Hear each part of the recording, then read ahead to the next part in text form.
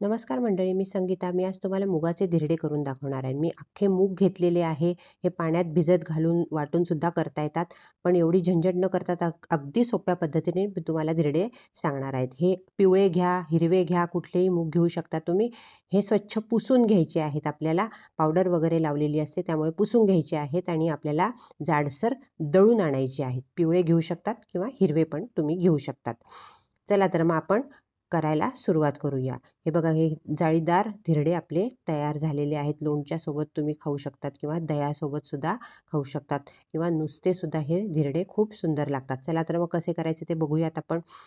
हे बघा, मी हे जाडसर दळून आणलंय पीठ. हिरवे मूग घेतलेले आहे मी आणि थोडंसं जाडसर दळून घेतलेलं आहे. हे 2 वाट्या घेतलेल्या आहे. तुमच्या गरजेनुसार तुम्ही कमी जास्त घेऊ शकता. त्यातच आपल्याला 1 वाटी बारीक रवा घ्यायचा आहे. तुमच्याकडे जाड असेल तर तो एकदा मिक्सरमधनं काढून फिरवून घ्या. त्यात आपल्याला मसाला टाकायचा आहे.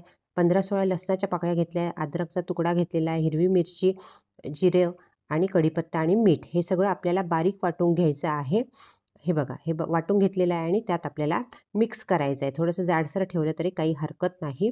हे आपल्याला पाणी घालून आता छान मिक्स करायचं आहे. मी 1.5 चमचा धणेजिऱ्याची पावडर टाकलेली आहे आणि अर्धा चमचा हळद टाकलेलं आहे त्यात. हे तेल वगैरे आपल्याला काहीही घालायचं नाही आहे यात. हे छान जाळी पडते. तेल नाही घातलं तरी जाळी सुंदर पडते याला. हे छान मिक्स करून घ्यायचं आहे आणि आता पाणी घालून आपल्याला व्यवस्थित सरबरीत करून घ्यायचं आहे. हे बघा, हे सुद्धा मिक्सरचं भांडंसुद्धा मी त्यात पाणी घालून त्यात टाकून दिलेलं आहे. हे बघा, हे असं छान आता कालवून घेऊया आपण. थोडं थोडं पाणी टाकून आपण कालवून घ्यायचं आहे. एकदम टाकू नका पाणी. जसं गरजेनुसार तुम्ही थोडं थोडं पाणी ॲड करून छान कालवून घ्यायचं आहे. हे बघा, आपलं असं पीठ, अशी कन्सिस्टन्सी त्याची आली पाहिजे असं पीठ आपण कालवून घेतलेलं आहे.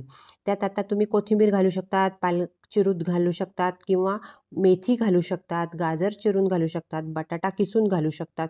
कुठलीही भाजी तुम्हाला जी आवडत असेल ती घालू शकतात. मी आता इथे कोथिंबीर घालणार आहे आणि कोथिंबीर कालवून आपण धिरडे करणार आहोत.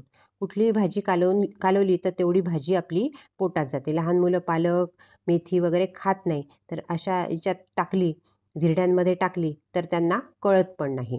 आता मी एक बिडाचा तवा घेतलेला आहे आणि एक कांदा घेतलेला आहे छोटा.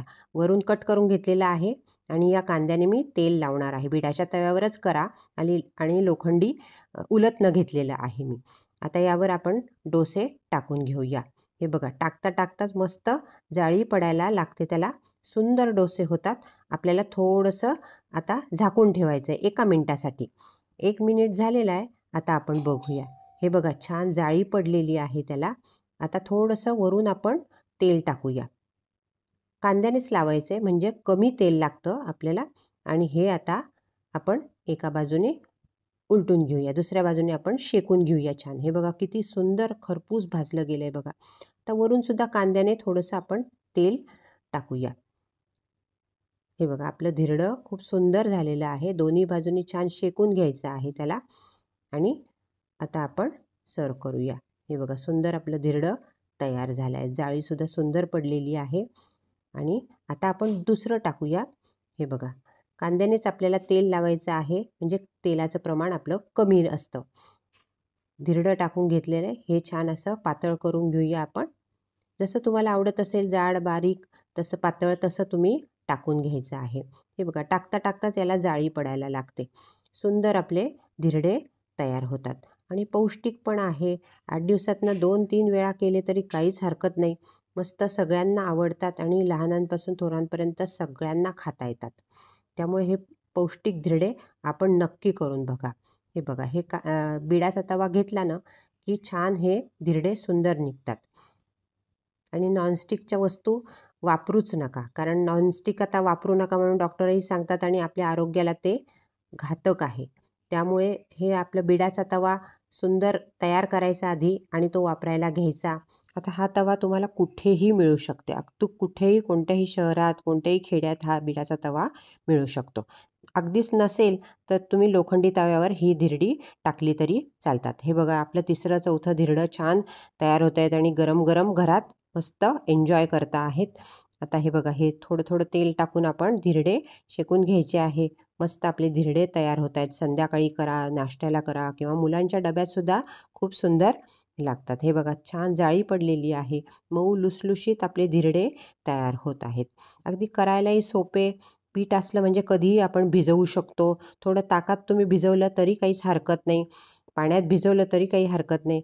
हे बघा छान आपले धिरडे मस्त होत आहेत. खायली लागत नाहीत. खमंग धिरडे आपले तयार झालेले आहेत. हे बघा सुंदर धिरडे आपले तयार झालेले. अगदी लहान मुलंसुद्धा आवडीने खाऊ शकतात. लहान मुलांना करणार असाल तर थोडी तुम्ही हिरवी मिरची कमी टाकू शकतात. हे बघा आपले धिरडे तयार झालेले, सुंदर धिरडे तयार झालेले आहेत आणि भराभर होतात. अगदी आपले मऊ लुसलुशीत धिरडे, अगदी लहानांपासून थोरांपर्यंत सगळ्यांना खाता येणारे धिरडे आणि पौष्टिक धिरडे तयार आहे. आपणही नक्की करून बघा, खाऊन बघा आणि आपल्या प्रतिक्रिया मला नक्की कळवा. धन्यवाद.